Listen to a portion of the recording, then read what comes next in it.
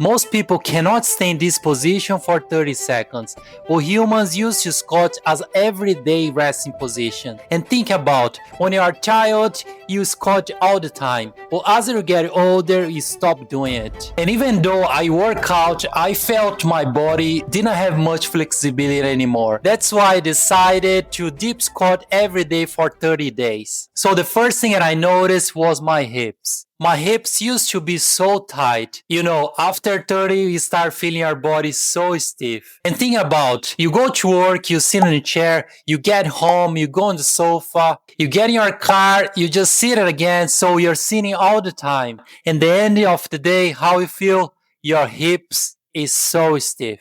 So for me, when I started deep in squat every morning, I felt after a few days my hips was so much better. I'm not saying if you start deep in squatting every day, it's gonna fix your hips. But think about if you sit all day, like 8 to 10 hours, and don't give your body much stretch, your hips, you pay for it.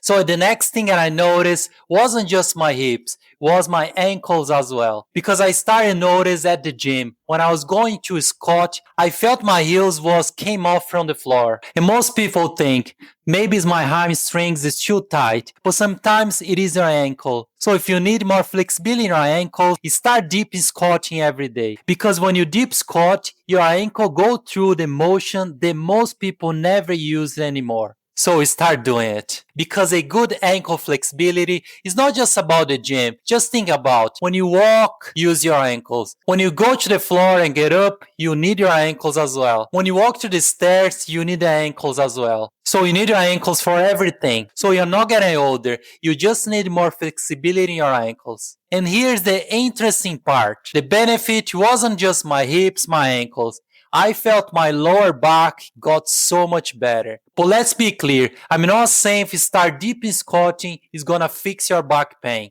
But just think about, if you sit all day, your hips, your ankles gonna be tight. And also your lower back.